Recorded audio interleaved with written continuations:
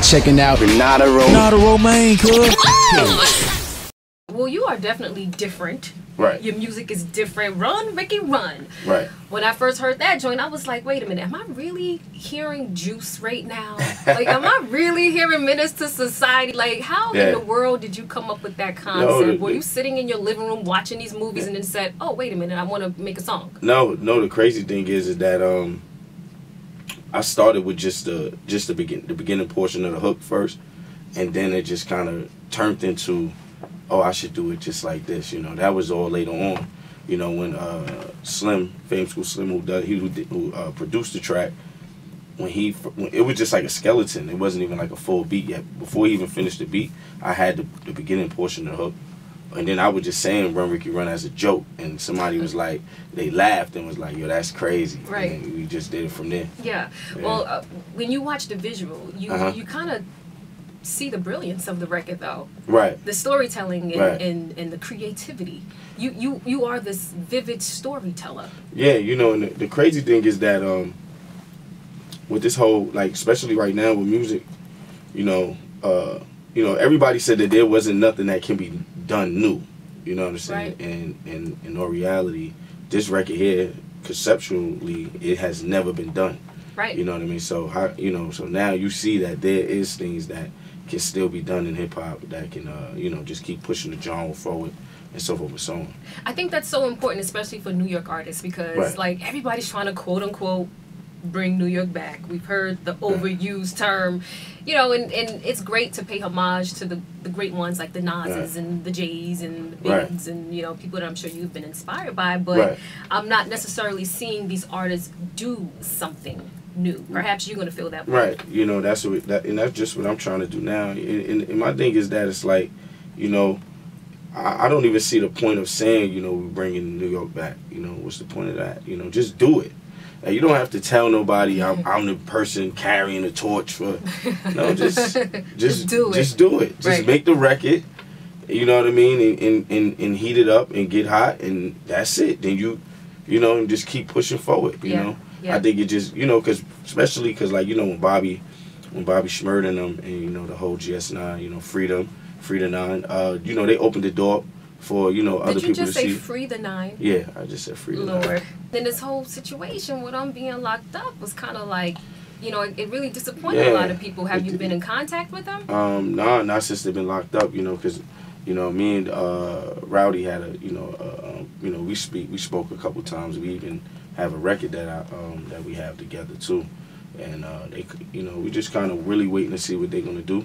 You know what I mean? I kind of hope, you know, I just wish that they, you know, at least allow them to make bail and so forth and so on. Because you keep hearing that they are, then it's like, and then it's something else. Right, everything keep getting pulled back. It's just like crazy, man. You know, I feel bad for them, man. But I'm sure you're using that situation though to learn from it and yeah, you know, definitely. You know what I mean? Because it's really hard, you know, coming from here.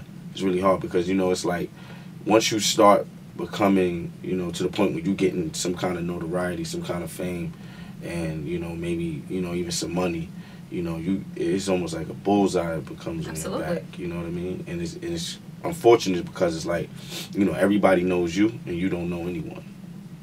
Right. You know? So now you almost have to, like, you know, kind of like do whatever it takes to plant your feet in order for you to be able to walk around again. Right. You know, because you already go through that when you're a kid, going through your neighborhood. You go through that. Then when you come into this new arena, you have to kind of do the same thing all over again. Right. It's a new arena. Right. It definitely is. But, you know, when you're still in the streets, though. Right. And you realize, okay, you know what? My career really is taking off. I'm now living, you know, I'm everything that I always wanted. Right. How do you protect that? You know, how do you separate the two? And that's the thing. It's because it's like once, see people say, like, you know, your career is taking off. You should fall back and do everything else. You know, and just focus on that. But it's so hard now that when you walking around, you know, first of all, you have to have a couple people with you at all times now, and then, you know, you're getting the silly rapper issues with other rappers. Like and what? It's like, you know, just, you know, people just the competitiveness, just the fact that, you're new, Yeah. You know, so it scares people when you new. Yes. You know what I mean? People become very afraid, and they feel like, you know, if you get hot, then it's over for them. Oh. You know, it's just a stupid mentality to have, but it's what it is. Well, you're hot right now. Right. I haven't seen you perform, but like I keep hearing about your performance, and the performance is crazy. You man. shut it down. Yeah, you know and that's the thing, you know, because right now I think that in all reality, you know, as far as like, you know, rap music is concerned, right, and maybe all music actually, you know, you could put an album out today, somebody could stream it right, for free, right, and then that's just it. So your bread and butter has to come from your shows. Right. You know what I'm saying? Right. And your stage presence and so forth and so on. So important for an artist right now. You have a lot of artists listening, a lot of up and coming artists. They don't realize the importance of the performance. No, they don't. You know, and that's everything at this point. Yeah. Right now, definitely. And music, that's everything, because you can't. That's one thing you can't replace. Right. You know, you can't replace seeing somebody live. Absolutely. You know what I mean? Because you could take the music, you could do whatever you want with that, but you cannot replace seeing a person live. That cannot be replaced. Manolo Rose, I'm sure you have a lot of videos of your live performances definitely. on YouTube. Check for him. Hit him on Twitter.